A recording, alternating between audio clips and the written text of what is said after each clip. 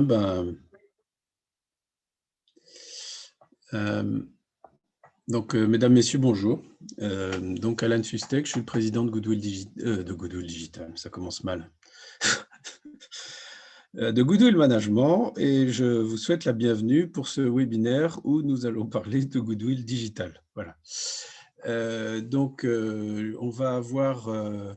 On va avoir aujourd'hui une présentation de Goodwill Digital qui est centrée sur le calcul de la triple empreinte de l'entreprise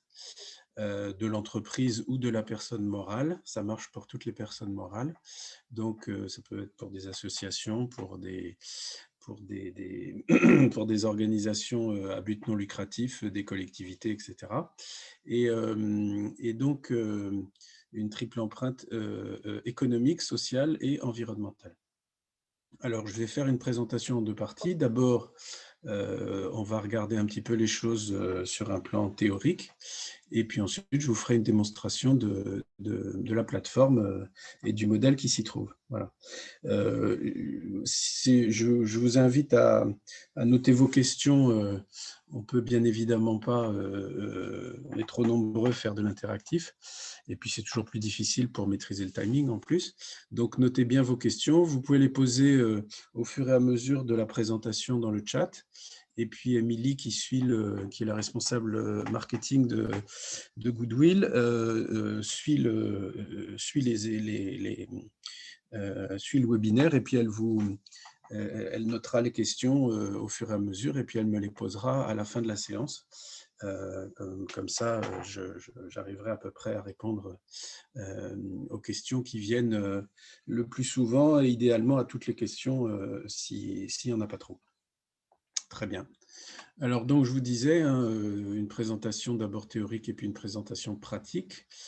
Quelques mots de qui nous sommes. Je vais introduire le sujet, d'où vient cette idée de plateforme Goodwill Digital.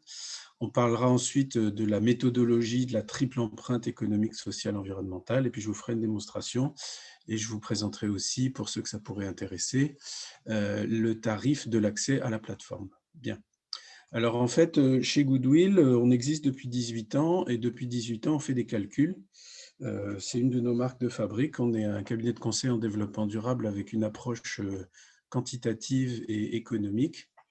Et pendant des années, on a fait tous ces calculs avec Excel et avec le logiciel de statistique R, ce qui pose pas mal de problèmes au bout d'un moment. D'abord parce que, comme vous le savez, c'est très facile de dégrader une feuille Excel. On ne fait pas attention, on écrase une formule, il n'y a plus rien qui marche. Ensuite, jusqu'à une période récente, nous avions des centaines de classeurs Excel avec des méthodes de calcul différentes et aucune capacité de consolider les résultats, de faire des statistiques, enfin en tout cas aucune facilité, aucune capacité simple de le faire. Voilà. Le troisième problème qu'on rencontrait, c'est que tout ça, ça se fait beaucoup, bien sûr, en équipe, c'est-à-dire avec des personnes qui collectent des données, d'autres qui font les calculs, notamment entre Goodwill et ses clients. Et là, pour décentraliser la saisie, c'était compliqué. Et puis, c'était aussi une limite pour diffuser nos savoir-faire.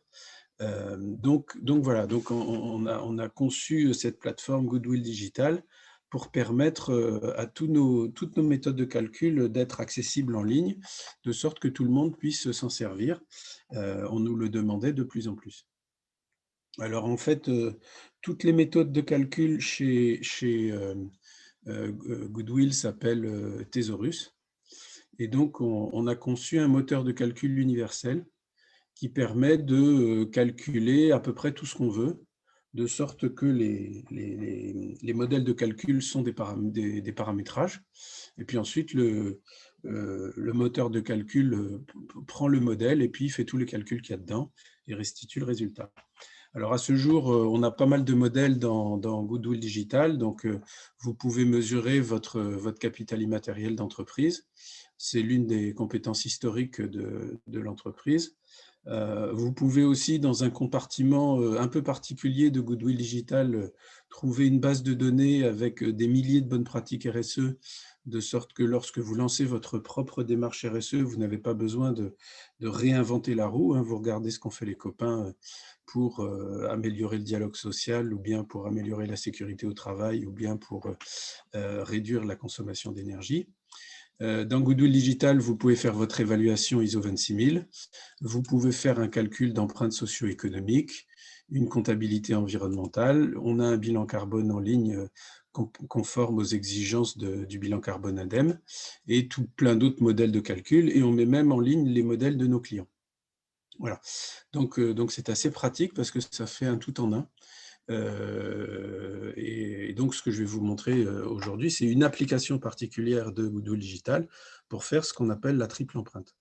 Là, vous avez un petit échantillon des entreprises qui s'en servent pour faire elles-mêmes leurs calculs ou bien pour offrir à leurs parties prenantes, et notamment à leurs bénéficiaires ou leurs clients, la possibilité de faire eux-mêmes leurs évaluations. Alors, 3 mots sur l'entreprise Goodwill. Donc, on existe depuis 2003. Donc, vous voyez, ça fait 18 ans. On fait à peu près 2 millions d'euros de chiffre d'affaires. En 2021, on sera plus près de 2,5 millions. Voilà, entre 20 et 30 consultants. On était 20 consultants l'année dernière, on sera un peu plus nombreux cette année. On travaille pour des entreprises vraiment de toute taille, hein. Vous voyez, des grands groupes du CAC 40 et puis aussi des petites structures. Donc, vraiment, il n'y a pas de ciblage de clientèle en fonction de la taille. Et puis, on travaille aussi pour des collectivités, hein. Vous voyez la ville de Paris, par exemple, ou des administrations comme le ministère de l'économie et des finances. Alors, avec la crise sanitaire, notre intervention à l'étranger s'est réduite comme peau de chagrin, mais donc on a des clients, sinon on avait, j'ai envie de vous dire, des clients dans 17 pays, et j'espère que ça reviendra dès lors que la crise sanitaire sera définitivement derrière nous. L'activité de l'entreprise se décompose en 3 parties, du conseil en RSE, j'ai presque envie de vous dire comme tout le monde, c'est-à-dire comme tous les cabinets de conseil en RSE. Voilà. Une singularité très forte sur l'économie et la finance. Excusez-moi, là nous sommes effectivement connus et reconnus pour nos calculs en finance et en économie soutenable, et puis aussi des savoir-faire originaux dans le domaine de l'économie circulaire, du conseil en économie circulaire, mais plus particulièrement sur la promotion et le déploiement en entreprise de solutions basse technologie.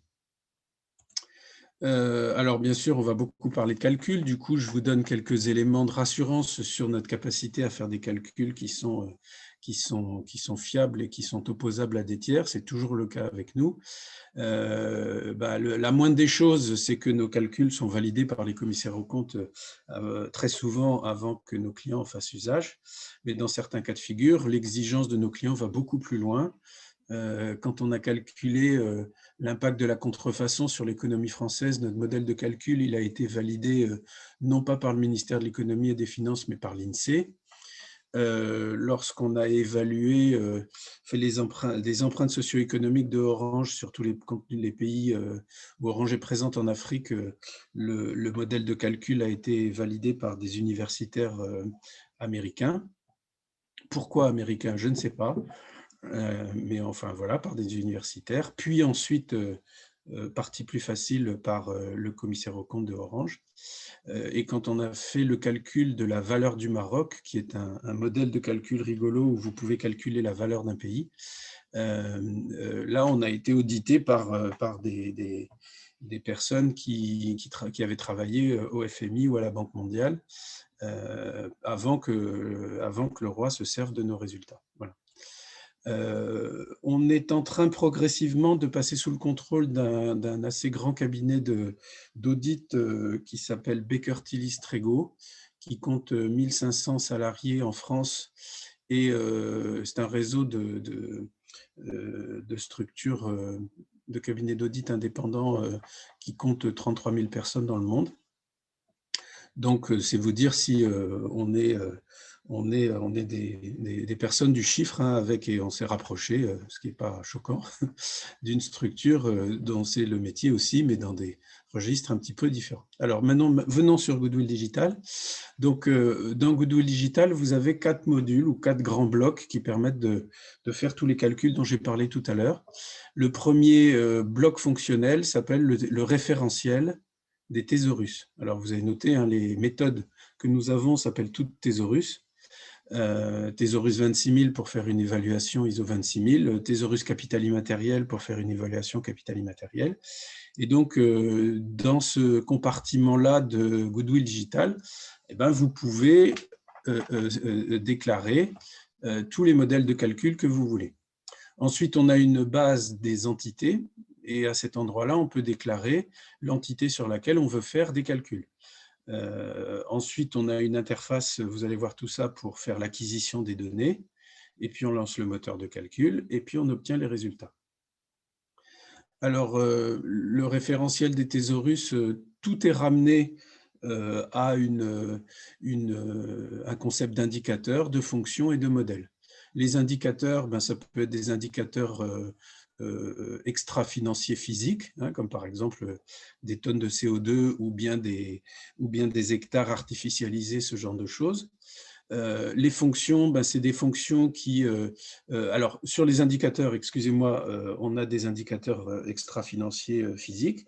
On peut avoir des ratings. Donc, vous pouvez rentrer, si l'indicateur est prévu à cet effet, un système de notation. Ce sujet-là, je le note à 18 sur 20 ou à 5 sur 20, ou je lui donne triple A, enfin bref. Voilà. Et puis, on peut aussi rentrer des indicateurs financiers, c'est-à-dire comment dirais-je, des résultats d'exploitation, des chiffres d'affaires, des cash flows, de la valeur ajoutée, voilà. Tous ces indicateurs peuvent être combinés avec toutes les fonctions de calcul possibles et imaginables comme vous les avez dans Excel. Et puis, on a également un système qui permet de chaîner les fonctions les unes par rapport aux autres, de sorte qu'on a des arbres d'enchaînement de fonctions qui sont des modèles entiers de calcul. Voilà.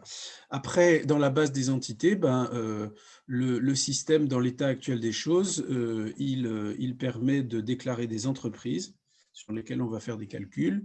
Il permet de déclarer des bâtiments, des territoires. Et puis, tout récemment, on a rajouté d'autres entités qu'on peut saisir dans Goodwill Digital, comme par exemple des projets ou bien des objets sur lesquels on veut faire des calculs. Voilà. Et donc, on y stocke dans la base des entités, ben, les entités sur lesquelles on fait les calculs, toutes les données de mesure saisies par l'interface d'acquisition. Il y a également une interface pour faire des chargements par fichier, donc en masse. Et puis, on y stocke également les résultats. Voilà. Alors donc aujourd'hui, comme je vous disais en introduction, vous pouvez avec Goodwill Digital activer, si vous le souhaitez pour votre entreprise, un modèle de bilan carbone, et vous faites votre bilan carbone en ligne, un modèle pour évaluer votre maturité RSE. Selon un modèle, nous on est très très proche et très axé sur la norme ISO 26000. Un modèle pour calculer votre capital immatériel.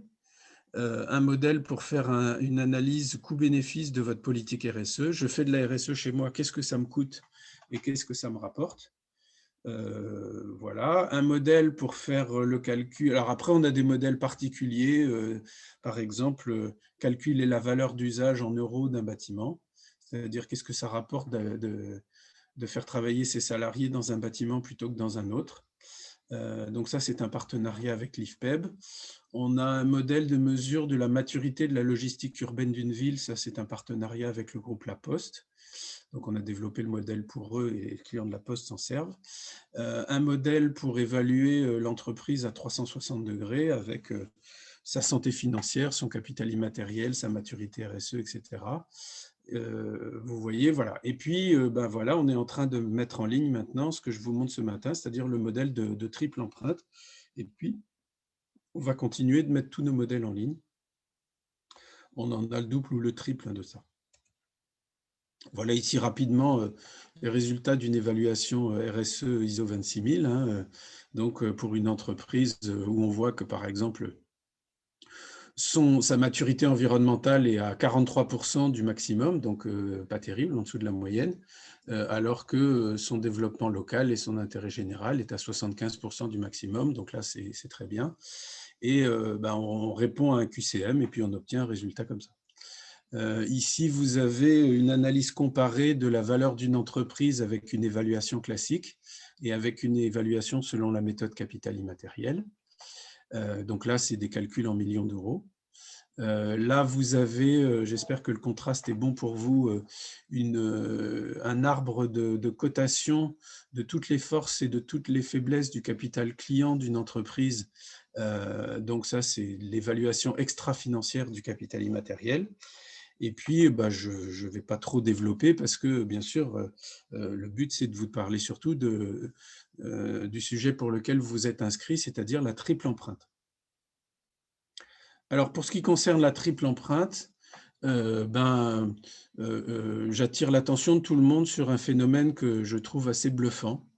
C'est que faire des triples empreintes, on a la méthodologie que je vous présente maintenant, elle existe chez nous depuis un bon moment, mais jusqu'à une période qui est à peu près le début de l'année 2020, donc juste avant le premier confinement. En général, nos clients nous demandaient de faire juste de l'empreinte socio-économique. Et la mesure d'impact environnemental, la plupart du temps, elle n'était pas souhaitée. Et donc, on avait tout ce qu'il fallait pour faire la triple empreinte, on n'en faisait pas beaucoup. Et puis, ça a commencé début 2020. Et là, je vous parle de quelque chose qui est valable pour nous et pour les quelques autres entreprises en France qui sont aussi positionnées sur ces questions de triple comptabilité. Et par contre, ça se répand comme une traînée de poudre depuis un an. Et on a des demandes en permanence. Vous voyez qu'en l'espace de, je sais pas moi, peut-être 6 mois, on a fait des calculs de triple empreinte pour la Banque de France, pour la Maïf, pour le groupe La Poste, et puis aussi pour des petites entreprises. Kalea, ça doit être une entreprise qui fait 10 personnes. Donc, il y a vraiment une volonté maintenant de mesurer tous ces impacts. Moi, ce qui m'a surpris, c'est la soudaineté. Et aussi le fait, je vais pouvoir vous citer des noms d'entreprises qui ont fait leurs calculs, le fait que les entreprises affichent leurs résultats, même si ce n'est pas très marketing ou si ce n'est pas très valorisant, de dire l'année dernière, j'ai détruit pour 1 million d'euros de capital naturel, quoi. Alors en fait, la méthode de la triple empreinte, c'est une combinaison de 3 autres méthodologies. La première méthodologie s'appelle Thesaurus-Leontief. Donc, elle est basée sur ce qu'on appelle les matrices entrée-sortie de Leontief. Et ça vous permet de faire une mesure d'impact socio-économique. Donc, si vous regardez le petit schéma du bas, l'entreprise, par son activité, a un impact direct. Donc, ça, c'est sa valeur ajoutée. Voilà. Et puis, l'entreprise, elle fait travailler des fournisseurs. Et les fournisseurs ont eux-mêmes des fournisseurs qui ont eux-mêmes des fournisseurs, etc. Donc, la chaîne de fournisseurs qui travaille pour l'entreprise, c'est ce qu'on appelle l'impact indirect. Et puis, vous avez enfin l'entreprise et ses fournisseurs qui ont des salariés qui payent des salaires. Et avec les salaires, eh bien, comment dirais-je, les salariés dépensent leur salaire sur le territoire et ça irrigue l'économie du territoire. Donc, et là aussi, il y a un effet de propagation, c'est-à-dire que le salarié de l'entreprise, quand il dépense son salaire, il va acheter sa baguette de pain, et puis il va faire son plein d'essence, et puis il loue son appartement, et puis le propriétaire de l'appartement avec le loyer, il va acheter sa baguette de pain, il fait son plein d'essence, et puis il va chez le coiffeur, et puis le coiffeur avec le produit des coupes de cheveux, il va acheter sa baguette de pain. Enfin bon, bref, vous voyez, et puis ça passe de poche en poche et ça irrigue comme ça toute l'économie du territoire. Dans l'impact induit, il y a aussi l'impôt, les impôts et les taxes que l'entreprise verse et qui irriguent cette fois-ci la machine économique publique. Donc tout ça, c'est l'impact global de l'entreprise sur l'économie de son territoire, le territoire pouvant être la ville, le département, la région, le pays ou le monde entier. On a toutes les bases de données pour faire tous ces calculs. Voilà. Après, on mesure également ce qu'on appelle les empreintes, les externalités sociales ou sociétales. Dans l'exercice de ces fonctions, l'entreprise a des externalités qui peuvent être négatives. Par exemple, même avec toutes les précautions du monde, il y a toujours un petit peu d'accidents du travail. Malheureusement, en période difficile, il peut y avoir des licenciements, etc. Donc, on mesure tous les impacts de l'entreprise négatifs sur la société, le reste à charge pour la collectivité du fonctionnement de l'entreprise. Mais il peut aussi y avoir des impacts positifs. Par exemple, si l'entreprise fait du mécénat ou qu'elle promeut l'apprentissage, etc. Donc, on compte tout ça. Alors, j'ai mis un moins là parce que, en général, quand même, les externalités sociétales négatives l'emportent. Voilà. Et le dernier point, donc ça, on fait ça avec une méthode qui s'appelle Thesaurus RBC, c'est de l'analyse coût-bénéfice. Certains d'entre vous connaissent probablement ce type de méthode sous le sigle SROI, Social Return on Investment. Et puis, la troisième méthode, Thesaurus Empreinte, permet de faire de la comptabilité environnementale en euros. Alors, je vous montre quelques exemples. Donc, ça, c'est le modèle de Leontief. Donc, j'ai un impact direct, c'est ma valeur ajoutée. Et puis, les achats se propagent sur la chaîne de fournisseurs. Et puis, les salaires se propagent dans l'économie, comme avec le petit exemple que j'ai donné. Et le résultat, c'est ça. Voilà, donc ici, vous avez l'impact de la SNCF sur la Normandie. Et donc, vous voyez l'impact direct, 729 millions pour une année, 95 millions d'impact indirect. Donc ça, c'est tous les fournisseurs et les fournisseurs des fournisseurs qui travaillent pour la SNCF. Et l'impact induit, c'est l'impact de la consommation de tout l'écosystème, c'est-à-dire les salariés qui travaillent directement pour la SNCF et les salariés qui travaillent indirectement pour elle dans la chaîne de fournisseurs et qui irrigue l'économie du territoire, plus les impôts et les taxes. Voilà. Alors, on peut, on peut aussi le convertir en emplois.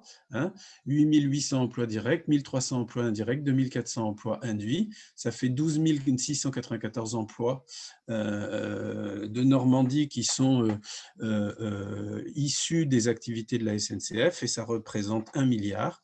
Et puis, vous voyez qu'on peut rentrer dans les détails pour voir quels sont les secteurs plus particulièrement qui sont irrigués. Ensuite, donc, on fait le calcul des externalités sociales, c'est-à-dire derrière qualité de vie au travail, on regarde plus particulièrement l'accidentologie, les maladies professionnelles, etc. Et donc ça, bien sûr, ça fait un reste à charge pour la sécurité sociale. La précarité de l'emploi, parce que bien sûr, si l'entreprise a des emplois précaires, eh bien, ça fait travailler davantage Pôle emploi. Le mécénat qui est au contraire un impact positif, l'insertion professionnelle aussi. La formation, suivant qu'il y en a ou qu'il n'y en a pas, c'est positif ou c'est négatif. L'impact du télétravail, si l'entreprise en fait beaucoup, il y a un impact positif parce que ça fait gagner du temps aux salariés de pouvoir travailler de chez eux. Les écarts de salaire qui font un manque à gagner et donc une baisse de consommation sur le territoire s'il y a des écarts de salaire homme-femme, les achats auprès du secteur protégé, bref, on regarde tout ça. Alors ici, voici un exemple, c'est notre maison mère, c'est Baker Tilly Strego, où donc une boîte d'audit et d'expertise comptable, donc 1500 salariés, et donc avec un impact négatif tous les ans pour la société civile de 1,2 million d'euros, avec des impacts qui sont les plus négatifs, vous voyez, 600 000 euros sur tout ce qui touche à la sécurité au travail. Alors, je précise que là, vous avez les impacts directs et indirects, c'est-à-dire également de toute la chaîne de fournisseurs. Voilà, pas simplement les impacts de l'entreprise elle-même. Et puis, vous voyez ici un impact de l'insertion professionnelle, 260 000 euros. Donc, il y a du plus et il y a du moins, mais dans le cas présent, c'est le moins qui l'emporte. Voilà. Et puis, on a également la méthode de comptabilité environnementale. Donc, on financiarise les émissions de CO2, la pollution de l'air hors gaz à effet de serre, particules fines et compagnie, l'utilisation du sol, des matières premières et de la biodiversité, l'impact de la gestion des déchets sur le capital naturel, s'ils ne sont pas intégralement bien gérés, la pollution de l'eau, la consommation d'eau. Donc ça commence un petit peu, cette méthode-là, si vous voulez, comme une espèce d'analyse de cycle de vie un peu ramassée à l'échelle de l'entreprise. Et puis ensuite, on regarde comment tout ça se propage dans la chaîne de fournisseurs. Et donc, on a une base de données qui s'appelle Exiobase, qui nous permet de regarder effectivement comment 1 € de valeur ajoutée dans l'entreprise de départ se traduit par des externalités physiques dans toute la chaîne de fournisseurs. Et puis après, on a des méthodes de calcul qui sont basées sur des publications académiques, sur certaines choses que des confrères ont produit qui marchent bien. Par exemple, PricewaterhouseCoopers a une méthode qui s'inspire beaucoup de celle-ci et qui s'appelle ePNL et dans laquelle qui est en open source et dans laquelle on récupère des algorithmes et puis des algorithmes qu'on a constitués nous-mêmes sur la base de publications scientifiques. Et le résultat, c'est ça. Voilà. Donc ici, vous avez l'impact de Chryso, qui est un de nos clients, qui fait de la chimie du béton sur le capital naturel, avec 87 000 € d'impact direct, ça c'est l'entreprise elle-même, et puis 473 000 €, c'est chez tous les fournisseurs. Voilà. Et vous avez en bas le total, 560 000 €, la somme des deux, avec l'impact carbone financiarisé, l'impact pollution, l'impact sol, sous-sol, biodiversité, gestion des déchets, etc. Voilà. Alors je précise ici que ce faisant, nous ne donnons pas un prix à la nature. Ça ne sert à rien de donner un prix à la nature. Je n'aurai pas le temps de développer, mais peut-être une autre fois. Par contre, ce qu'on fait, c'est qu'on fait un calcul de l'impact de la dégradation de la nature sur l'économie mondiale à long terme. Voilà. C'est le principe du prix de la tonne de carbone. Voilà. Donc, c'est un peu le principe du prix de la tonne de carbone, c'est-à-dire qu'est-ce que ça va dégrader dans l'économie à long terme. C'est un peu le coup à ne rien faire pour l'humanité dans le cadre de sa baisse de performance économique à long terme. Voilà. En 2006, un économiste international avait publié que si on n'investissait pas le nécessaire pour enrayer le réchauffement climatique, on aurait un effondrement de 20% du PIB mondial à terme. Et ensuite, il a publié le fait que, comment dirais-je, son estimation était trop faible. Voilà. Donc là, c'est un peu le même principe, c'est impact sur l'économie de la dégradation de l'environnement à long terme, selon des algorithmes que je ne développerai pas, ou peut-être tout à l'heure, je répondrai à une question. Voici un résultat sur une entreprise d'agroalimentaire, une entreprise de 200 personnes. Et donc, là, vous avez donc la triple empreinte, c'est-à-dire la triple empreinte directe pour l'entreprise elle-même. Donc, 14 millions de valeur ajoutée, 200 emplois, un reste à charge pour les collectivités sociales de 0,3 millions et une dégradation de 100 000 € par an sur l'environnement. Voilà. Et quand on prend toute la chaîne de fournisseurs avec l'entreprise elle-même, on a 50 millions d'empreintes socio-économiques avec 700 emplois, 1,2 million d'impact sur le capital sociétal et 1,2 million d'impact sur le capital naturel. Voilà. Et donc, c'est intéressant parce qu'avec ça, vous faites un T0 et puis ensuite, vous mettez en œuvre votre politique de développement durable et puis vous mesurez la réduction de vos impacts d'année en année et ça permet d'objectiver tout ça. Voilà. L'entreprise Enaf, par exemple, a communiqué, a publié ces résultats-là pour dire moi, je fais mon T0 et maintenant, vous allez voir comment je progresse dans le cadre de ma démarche RSE. Alors, je passe maintenant à la démonstration. Donc, tout ça aujourd'hui, comment dirais-je, tout ça aujourd'hui est en ligne. Et donc, en fait, vous pouvez vous en servir et vous pouvez faire vos calculs vous-même. Donc là, nous sommes sur l'écran d'accueil de Goodwill Digital. Comme je vous disais, là derrière, vous avez pas mal de modèles qui permettent de faire des calculs sur votre entreprise, que ce soit du bilan carbone ou de la triple empreinte ou de l'évaluation RSE. On a des informations, je ne vais pas trop détailler quand même, mais vous voyez le nombre de clients qui sont actifs en ce moment, le nombre d'arrêtés qui sont clôturés, qui sont en cours. Un arrêté, c'est comme un arrêté comptable, c'est-à-dire à un moment donné, vous décidez de faire une photo, je vais faire un arrêté RSE et vous calculez la maturité RSE de l'entreprise au moment où vous faites la photographie, au moment où vous faites l'arrêté. Là, je vais vous montrer des arrêtés de triple empreinte. Et ça marche exactement comme un arrêté comptable. Alors, je vais aller dans le menu, ici, et vous voyez, je peux déclarer des méthodes, des indicateurs, des fonctions, ça ne vous surprendra pas, des clients, c'est-à-dire des entités pour lesquelles il y a des calculs à faire, et puis on peut aussi aller directement sur les arrêtés. Donc ici, j'atterris dans ma base de clients, voilà, et dans cette base de clients, vous voyez qu'il y a pas mal d'entités qui sont présentes. Donc là, pour la circonstance, j'ai sélectionné une entité qui va nous servir pour la démonstration, qui s'appelle 22 Ma PME. Et donc, c'est une industrie alimentaire qui fait de la charcuterie et des salaisons, qui se trouve en Bretagne, etc., etc. Et donc, ce qui m'intéresse, moi, c'est d'aller voir certains arrêtés, qui sont les arrêtés pour la triple empreinte dont nous sommes en train de parler. Alors voilà, je vois la liste de tous les arrêtés qui ont été faits sur cette entreprise. Je ne rentre pas dans les détails, c'est une entreprise pour laquelle on a fait plein de choses, son capital immatériel, etc. Voilà. Moi, ce qui m'intéresse, c'est la triple empreinte. Alors, comme je ne sais plus où ça se trouve, ici, je vais taper triple. Voilà, et hop, ça y est, je vois les arrêtés qui contiennent ce mot-clé. Et donc, je vais aller sur l'arrêté triple empreinte 2021. Voilà, donc là, je suis sur l'entreprise pour laquelle je veux faire mon arrêté, je suis en train de faire mon arrêté 2021. Voilà. On voit ici que je vais devoir saisir des fonctions sur un modèle d'empreinte environnementale, sociale et économique. Vous n'êtes pas surpris. Et puis, allons voir un peu comment ça se passe. Donc là, je vais aller sur ce qu'on appelle le module de collecte, c'est-à-dire pour collecter toutes les datas, toutes les données qui sont requises pour faire les calculs de la triple empreinte dont nous sommes en train de parler. Alors, vous voyez, je vais devoir saisir des données sur l'environnement, sur le social, sur l'économique. Allons voir l'environnement.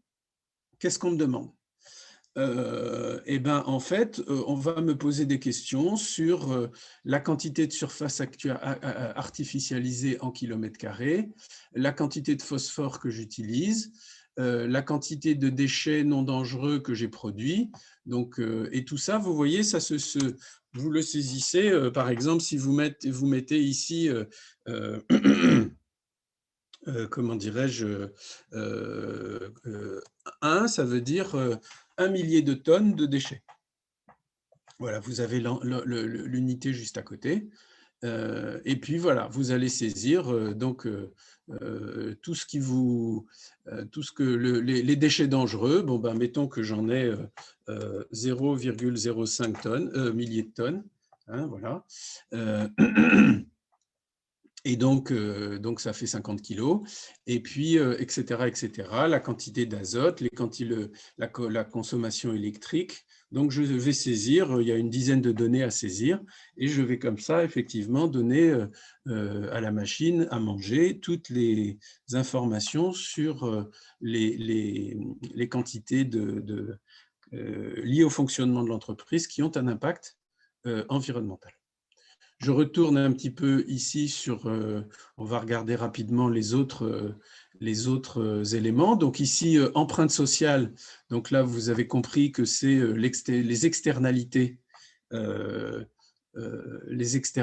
sociales de l'entreprise. Donc, qu'est-ce qu'on va y trouver? Eh bien, cette fois-ci, on va trouver, vous voyez, le taux d'accès à la formation, les salaires bruts, la rémunération des apprentis, les CDD, bon, bref, je peux le trier dans un sens ou dans l'autre. Il y a une grande souplesse de manipulation de ces écrans, de sélection de colonnes, enfin bon, bref. Vous voyez, donc le nombre de salariés en intérim, etc. Donc tout ça, c'est des informations qu'on récupère assez aisément. Il y en a à peu près une vingtaine qu'on récupère assez aisément auprès de la DRH. Voilà. Et puis, pour vous donner un aperçu complet, je vais aller jeter un œil sur l'empreinte économique. Là, il y a plus de lignes à saisir. enfin pas nécessairement à saisir, mais il y a plus de lignes proposées. Voilà. Et ici, vous avez donc tout ce qui va nous permettre de calculer l'empreinte socio-économique. Alors, vous voyez, on va me demander ici, par exemple, les emplois directs de l'entreprise, les impôts et taxes versés par l'État. Je peux me dire, tiens, mais au fait, ce n'est pas très clair pour moi, impôts et taxes versés par l'État, qu'est-ce qu'on entend par là? Est-ce que c'est impôts et taxes tels qu'on voit dans les soldes intermédiaires de gestion ou est-ce qu'il faut rajouter l'IS? Donc, je vais demander d'afficher les détails. Et ici, on me dit, ah non, là, c'est que je me suis trompé de ligne. Enfin, c'est pareil. Hein, quel est le montant de vos achats en sylviculture, exploitation forestière? Et puis, sur impôts et taxes, c'était ce que je voulais vous montrer plus particulièrement. On va, comment dirais-je, on va vous expliquer que impôts et taxes, ça intègre comment dirais-je, l'IS. Ce qui n'était pas évident en lisant simplement impôts et taxes. Hein. Allons voir, voilà, impôts sur les bénéfices, cotisations sociales, contributions économiques territoriales, d'accord. Donc, c'est 100% des impôts que je dois mettre sur cette ligne-là. Et là, je saisis des euros, alors qu'ailleurs, je vais saisir des nombres d'emplois ou des taux de salariés formés, etc. etc. Voilà. Donc, et là, il y a pas mal de choses parce que bien sûr, on a mis, c'est là où il y a un peu plus de boulot, mais en général, ça se fait très aisément avec la direction des achats. C'est qu'on a besoin de récupérer les achats, les montants achetés par code NAF. Donc, est-ce que j'achète comment dirais-je, des prestations dans le domaine des industries manufacturières, de l'eau, comment dirais-je, du commerce de détail, de la construction. Et là, vous avez les 64 codes NAF hein, qui apparaissent pour effectivement, alors en général, l'entreprise n'achète pas dans tous les secteurs, mais on a besoin de savoir dans quel secteur elle a acheté. Donc, ça fait une dizaine de lignes à saisir ou une quinzaine de lignes à saisir. Voilà. Bon, vous avez vu que je ne suis pas en train de faire la saisie parce que ça prendrait beaucoup trop de temps. Donc, je vais retourner sur les arrêtés et puis je vais vous montrer ce que j'avais préparé pour la séance, c'est-à-dire une empreinte complète, mais comment dirais-je, là qui a été établie pour l'année 2020. Voilà. Alors, on va aller direct au résultat puisque là, tout a été saisi. Voilà. Et donc en fait, ben voilà le résultat. Donc, vous avez saisi vos kilowattheures d'électricité, vos quantités de gasoil, vos quantités d'engrais minéraux si vous êtes dans le secteur de l'agriculture, phosphore, azote, sinon vous ne mettez rien, bien sûr. Bref, votre quantité d'eau consommée dans l'année, vos accidents du travail, vos nombres de salariés en CDD, que sais-je encore. Et puis, voilà le résultat. Voilà. Donc, on voit ici que l'impact total de l'entreprise, c'est impact direct, indirect et induit en euros, c'est 14 millions. Voilà.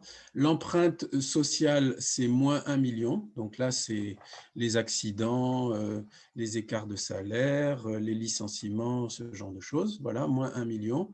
Et l'impact sur l'environnement, c'est moins 678 000 euros. Voilà. Alors, bien sûr, on va rentrer dans les détails. Ici, je vois l'impact direct de l'entreprise.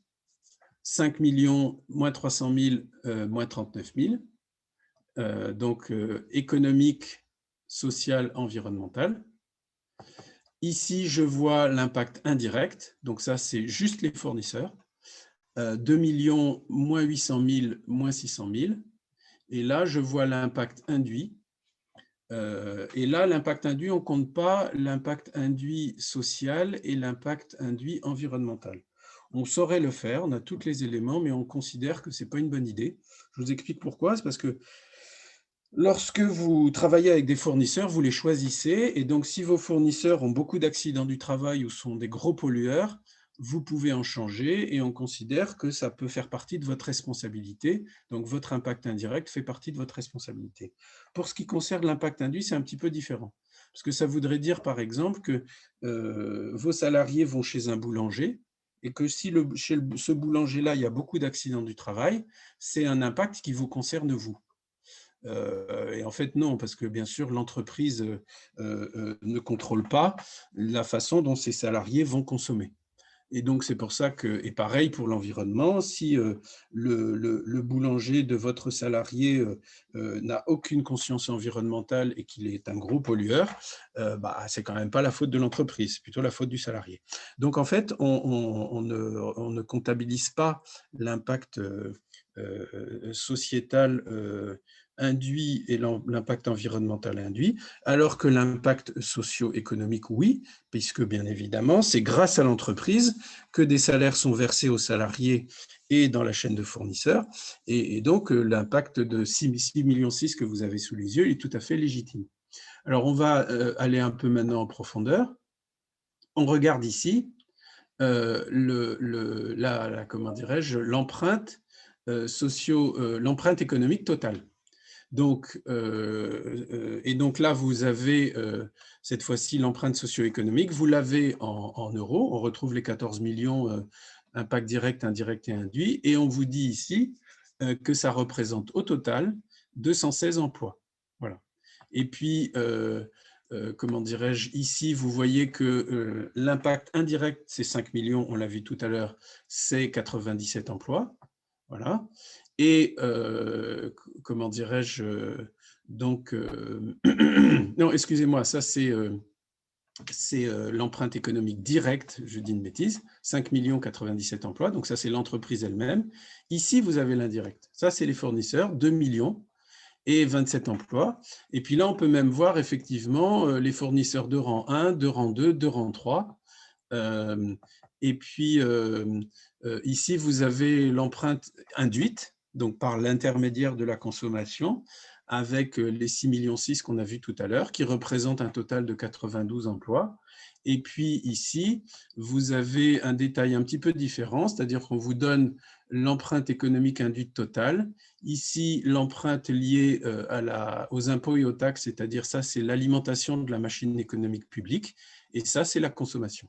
Voilà. Et vous l'avez ici de la même façon, mais en emploi. Alors, on continue notre exploration de cette thématique. Ici, je viens donc de voir l'empreinte socio-économique de l'entreprise. Maintenant, regardons le reste à charge pour la collectivité. Alors, il est de 1,1 million et on voit que le global, entreprise plus fournisseur, ça nous fait une valeur créée de 1,4 million et une valeur détruite. Donc là, bien sûr, les accidents, les licenciements, etc., l'érosion des compétences, les écarts de salaire de 2,5 millions. Et donc, ça fait un net négatif qui est la différence entre les deux, 1,1 million.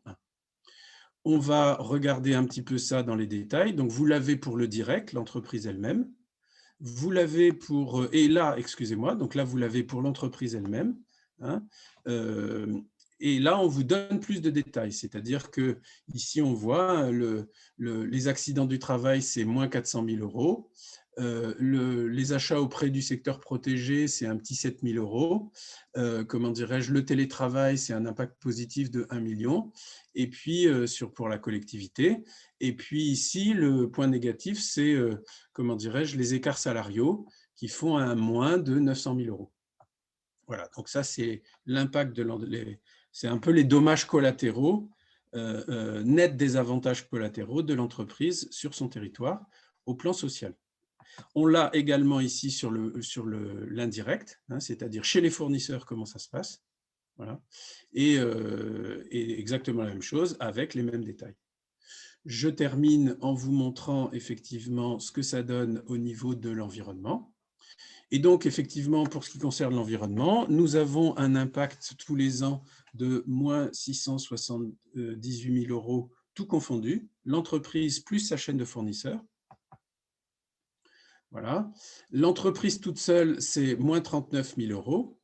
Donc, elle ne pollue pas beaucoup, mais chez ses fournisseurs, c'est une autre chanson. Voilà.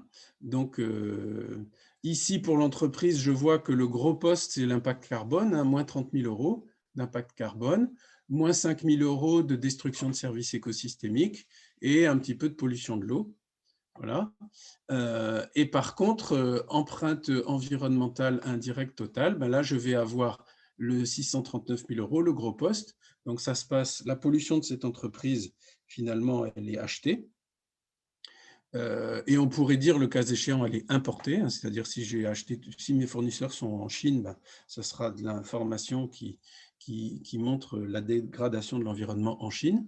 Voilà. Et donc, moins 639 000 €. Et là, je vois effectivement tous les impacts, le carbone, la destruction de services écosystémiques, la pollution de l'air, la pollution de l'eau, etc., sur l'indirect, c'est-à-dire sur la chaîne de fournisseurs. Voilà. Donc là, je vous ai effectivement donné un aperçu, bien sûr très rapide, mais nous n'avons qu'une heure sur le fonctionnement de Goodwill Digital et sur le fonctionnement de Goodwill Digital en général et en particulier pour cette fameuse triple empreinte qui vous permet de mesurer tous vos impacts sur l'extérieur, qu'ils soient positifs ou négatifs. Alors maintenant, si certains d'entre vous souhaitent utiliser cette plateforme, alors que ce soit pour la triple empreinte ou pour autre chose, hein, puisqu'elle propose pas mal de modèles de calcul, et ben voilà un peu ce que ça coûte.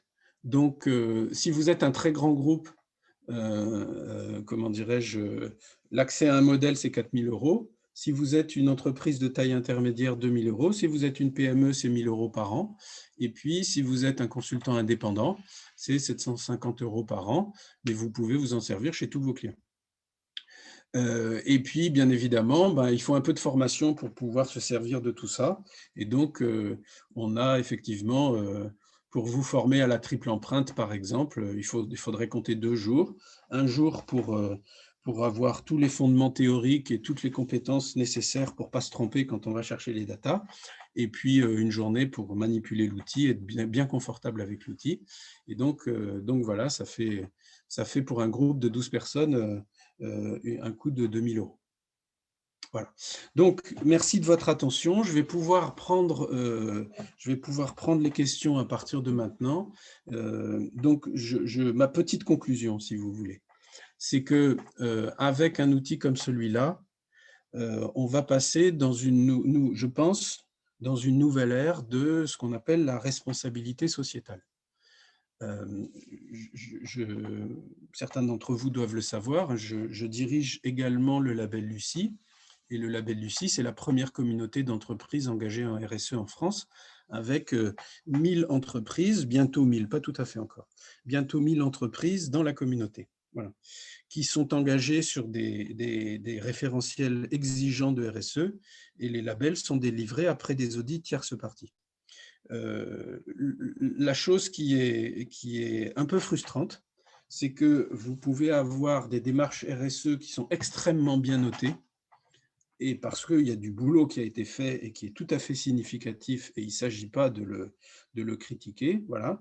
Mais malgré tout, des impacts qui restent importants. Et donc la RSE 2.0, c'est une RSE qui prend en compte la réduction, comment dirais-je, objective des impacts. Sauf que pour mesurer objectivement ces impacts et les réduire, il faut avoir un outil. Et quand vous ne faites que de l'extra-financier, c'est-à-dire que vous allez mesurer d'un côté vos émissions de CO2 avec un bilan carbone, de l'autre côté votre consommation d'eau, d'un troisième côté votre production de déchets, votre tonnage de déchets, etc. Vous avez une multitude d'indicateurs. Hein, donc, votre tableau de bord ressemble à un sapin de Noël. Voilà, il y a plein de trucs qui s'allument dans tous les sens. Et pour savoir si vous avez progressé globalement d'une année sur l'autre, ce n'est pas du tout évident. Vous avez progressé sur le CO2, mais vous avez régressé sur les déchets. Bon, au global, est-ce que vous avez progressé? Est-ce que vous avez fait du surplace ou est-ce que vous avez régressé? On ne sait pas. Voilà. L'avantage de ramener tout un indicateur qui est l'euro, c'est que ça vous permet effectivement de dire, ok, j'ai progressé sur certains points, j'ai régressé sur d'autres, mais globalement, je suis en progrès substantiel par rapport à l'année dernière, il n'y a pas débat. Voilà. Dès lors, bien sûr, que les calculs sont faits avec des bases scientifiques qui sont robustes, ce qui est le cas, même si je n'ai pas le temps de vous les présenter, toutes ces bases. Pour ceux qui sont intéressés, il y a 0 boîte noire dans les modèles, donc c'est à votre disposition. Et donc, à partir du moment où les calculs sont adossés à du travail scientifique de bon niveau, on peut se fier aux résultats. Voilà. Et donc, avoir un système de mesure objectif, et puis aussi voir d'un côté ce qu'on crée comme richesse sociale au regard des externalités, parce que c'est bien gentil de s'auto-flageller en ne regardant que les externalités. Effectivement, ça ne me choque pas qu'une entreprise ait des externalités plus fortes si elle crée beaucoup, beaucoup plus de valeur sociale, c'est-à-dire beaucoup plus d'emplois. Voilà. Hein, donc, c'est très utile, et puis ça sert aussi d'aide à la décision. On a vu les gros postes sur lesquels on devait progresser, et donc on se retrousse les manches sur des bases qui sont objectives et non pas sur des croyances. Voilà, je vous remercie beaucoup. Et puis, Émilie, tu vas me dire quelles sont les questions principales qui ont été posées pendant que je parlais. Tout à fait. Merci, Alan. Alors, donc il y a pas mal de questions, donc on va essayer d'être efficace. Alors, d'après ton expérience, Alan, des triples empreintes, y a-t-il des entreprises qui, au global, ont une empreinte, une triple empreinte positive? Alors, c'est une très bonne question. La réponse est, suivant comment vous regardez la chose, la réponse est oui et non. Si vous faites un calcul de triple empreinte, comment dirais-je, et que vous faites une somme, la réponse est quasiment toujours oui. Hein. Je repartage mon écran une seconde parce que c'est vraiment une question très importante que vous avez posée là. Donc, je repartage mon écran une seconde. Si vous refaites un calcul et que vous faites une somme, ici, par exemple, on reprend le cas de ENAF. Alors, un truc que je ne vous ai pas dit et j'aurais dû, c'est que c'est des calculs qui se font très, très vite. Hein. L'entreprise ENAF, vous voyez, bon, c'est une grosse PME, quoi. Donc, on a fait le calcul en 3 semaines, en plein mois d'août. Voilà, avec plein de gens en vacances. Donc, ça se fait très vite parce que les données à collecter sont assez peu nombreuses. Et quand je vous dis 3 semaines, c'est 2 semaines et demie pour récupérer les datas et puis 2 jours pour faire les calculs, quoi. Donc, ça va assez vite. Et regardons ici cette entreprise, par exemple, 50 millions d'euros d'empreintes socio-économiques. Donc ça, c'est la valeur que vous créez sur le territoire pour les, comment dirais-je, pour les salariés, hein, c'est 700 emplois. Voilà, c'est la valeur ajoutée. Enfin, dans la valeur ajoutée, vous avez aussi la valeur générée pour l'actionnaire, hein, donc 50 millions. Voilà. Et puis, vous avez un reste à charge de 1,2 million pour la collectivité, 1,2 million pour l'environnement. Donc, ça veut dire que vous êtes à 47,6 millions comment dirais-je, d'impact global. Et donc, à ce titre, on pourrait arguer que l'empreinte, la valeur créée est tout à fait positive. Et c'est absolument le cas. Maintenant, faire ce genre de calcul est assez dangereux. Pourquoi ? Parce que la mesure des impacts environnementaux, comment dirais-je, vous montre ici un chiffre qui est peut-être pas trop inquiétant. 1,2 million sur 50 millions, c'est 2%, hein, c'est pas beaucoup. Sauf que comme il n'y a pas capacité à renouveler la nature à l'infini, et d'année en année, ce 1,2 million, il chiffre. Donc, vous voyez, l'année suivante, c'est 2,4 millions, puis l'année d'après, c'est 3,6 millions, etc., etc. Vous creusez d'année en année une dette environnementale qui devient importante. Et ne pas prendre en compte ce creusement de dette environnementale, c'est passer à côté du sujet. La deuxième chose, c'est que, comment dirais-je, à l'intérieur même des dettes sociales et environnementales, vous avez des sujets qui ne sont pas substituables. Hein, c'est-à-dire que 1 euro d'accident du travail, c'est 1 euro d'accident du travail et ça ne se substitue pas. Vous ne pouvez pas dire j'ai apporté beaucoup de valeur, de compétences à mes collaborateurs parce que je les ai beaucoup formés. Et donc, il y en a un qui est mort, c'est pas grave. Non, on ne peut pas dire ça. Donc, de la même façon, vous ne pouvez pas dire j'ai réduit mon réchauffement, je suis neutre en carbone, voilà, mais j'ai asséché toute l'eau de mon territoire. Et donc, l'un dans l'autre, ça fait un impact nul. Non, absolument pas. Vous voyez, donc c'est un petit peu dangereux. Enfin, faut manipuler les sommes de ces mesures avec comment dirais-je, attention. Et le résultat des courses, c'est que je ne peux pas vous dire qu'il existe aujourd'hui, à ma meilleure connaissance, une entreprise qui a un impact environnemental positif? J'en connais pas. Voilà, j'en connais pas. Et parce que, on fait pas d'omelette sans casser les œufs, hein. On prélève des ressources, puis on rejette des trucs et même si on rejette pas beaucoup, c'est pour ça que je m'énerve beaucoup quand j'entends des communications, de certains confrères sur les entreprises à impact positif, c'est de la publicité mensongère, quoi, hein. Par contre, d'une année sur l'autre, vous pouvez montrer que vous avez très fortement réduit vos impacts et qu'éventuellement, à horizon de, je sais pas moi, 10 ans d'ici, vous arriverez à un impact tellement faible que la nature pourra dire j'ai même pas mal. Voilà. Mais impact positif, dans l'état actuel des choses, ça n'existe. Impact environnemental positif, il faut appeler un chat, ça n'existe pas. Merci Alan. J'ai une question un peu complémentaire. L'impact social est-elle toujours négatif? Non, non, non. Alors là, non, pas du tout. Bonne question de nouveau. L'impact social n'est pas toujours négatif.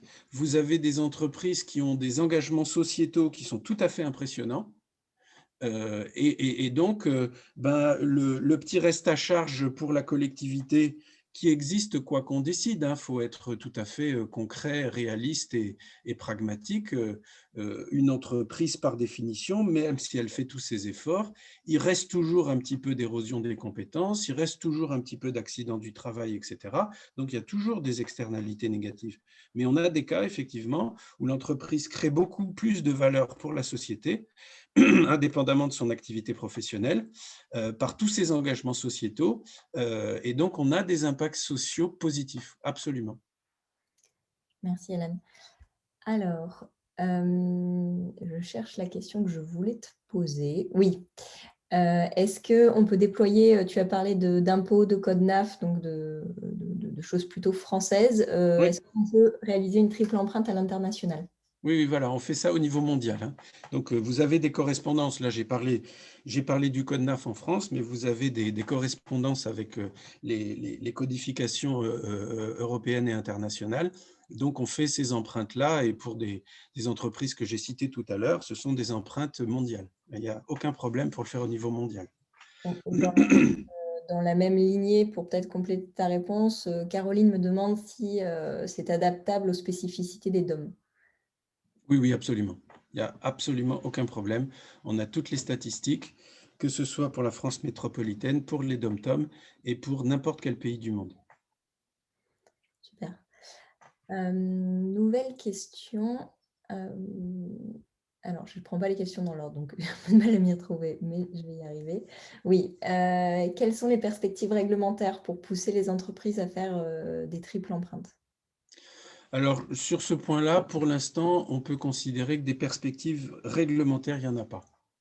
Ce que vous avez en ce moment, et c'est une très bonne chose, pour être, je dirais, précis sur ce point, mais en prenant la question un tout petit peu en amont, l'empreinte socio-économique, hein, c'est-à-dire les matrices de Léontief. Voilà. C'est quelque chose qui est, je reviens un tout petit peu en arrière, voilà. Les matrices de Léontief, c'est une méthodologie qui est tout à fait standard. Et donc, vous avez plein de structures aujourd'hui en France, à l'étranger, qui font ce genre d'empreintes, dont nous, socio-économiques. Bon, ça, c'est du standard. Léontief, il a été prix Nobel avec ce modèle. Vous avez les tables d'entrée-sortie de Léontief qui existent dans tous les pays et vous pouvez faire ces calculs-là.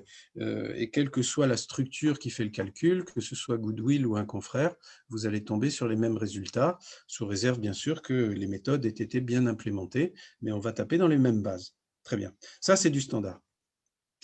Quand on arrive sur, comment dirais-je, les aspects de mesure comment dirais-je, d'externalité sociétale, là, on fait de ce qu'on appelle, je disais tout à l'heure, du social return on investment. Et là, les algorithmes ne sont pas standards. Les bases de données sont standards, mais les méthodes de calcul ne sont pas standardisées. Et quand vous arrivez sur l'empreinte environnementale, là, effectivement, vous avez des impacts qui sont, comment dirais-je, là, il y a une grande effervescence en ce moment sur la comptabilité environnementale. et vous avez des équipes de recherche dans des écoles et dans des universités qui bossent là-dessus. Vous avez des confrères de Goodwill qui travaillent là-dessus également. Et là, pour l'instant, nous n'avons pas, il n'y a pas un standard, il n'y a pas une comptabilité environnementale standard qui a émergé. Alors, il y a du coup des gens qui essayent de faire des choses extrêmement rigoureuses et sérieuses, comme nous mettons tous nos efforts sur la rigueur de nos calculs, parce que sinon, bien sûr, nos résultats ne seraient jamais opposables à des tiers. Or, ils le sont. Et puis, vous pouvez avoir des choses beaucoup plus approximatives. Il faudra attendre quelques années avant qu'il y ait un standard qui émerge sur la comptabilité environnementale. Et donc, tant qu'il n'y a pas de standard, il n'y aura, à mon avis, il n'y aura pas de réglementation pour aller dans cette direction-là. Donc, l'élément actuel, effectivement, qui est, comment dirais-je, contraignant sur des aspects d'impact environnementaux, eh bien, vous avez, comment dirais-je, la loi pour la transition écologique et la croissance verte qui, comment dirais-je, impose de faire son bilan carbone pour les entreprises d'une certaine taille. Voilà. Vous avez la loi AGEC sur l'économie circulaire qui pose des contraintes sur la gestion des déchets, mais on n'en est pas encore à la comptabilité. D'accord. Merci Alan. Il y a plein de questions aujourd'hui et très très intéressantes, donc merci à vous. J'essaie vraiment de toutes les poser. On déborde un peu du coup. Est-il possible, avec Goodwill Digital, de faire le lien avec des indicateurs ESG, notamment ceux de la nouvelle plateforme Impact du gouvernement? Alors, à ma meilleure connaissance, la plateforme Impact du gouvernement, c'est une plateforme qui stocke les déclarations de performance extra-financière de toutes les entreprises qui en font. Et donc, dans cette plateforme, vous allez avoir effectivement des entreprises qui ont, comment dirais-je, qui ont publié leur DPEF et qui la mettent à la disposition de cette plateforme. Voilà. Donc, je peux répondre oui, au sens où les datas qui sont présents dans les déclarations de performance extra-financière, comment dirais-je, sont en grande partie les mêmes que celles qui apparaissent dans le modèle que je vous ai présenté. Par contre, la déclaration de performance extra-financière, vous connaissez, la personne qui a posé la question connaît la réglementation, c'est que vous établissez vos principaux impacts, c'est à votre choix. Dans le cas d'un exercice qui s'apparente à ce qu'on appelle la matrice de matérialité, voilà. Et ensuite, vous dites, je vais mesurer ça et je vais publier ça. Voilà. Mais vous n'êtes tenu à rien, c'est-à-dire que si vous oubliez un impact important, dans votre DPEF, il n'est pas présent. Voilà. Et donc, le risque que l'on a, c'est qu'on ait une information incomplète dans la DPEF par rapport à l'établissement d'une triple empreinte avec tous les impacts que l'on voit là. Voilà. C'est tout. Mais sinon, effectivement, alors il n'y a pas besoin d'aller dans la base impact, on prend la DPEF de l'entreprise et puis on extrait les datas et puis on les met dans cet outil et voilà. Alors, je vais te poser deux petites questions rapides sur l'intégration ou non de certains indicateurs, notamment dans la partie environnementale. Est-ce que le numérique est pris en compte, l'impact du numérique? Alors, l'impact du numérique est pris en compte. Par exemple, vous avez vu tout à l'heure peut-être dans les références, on a une référence qui est Pôle emploi. On a fait de la triple empreinte sur des applications informatiques de Pôle emploi.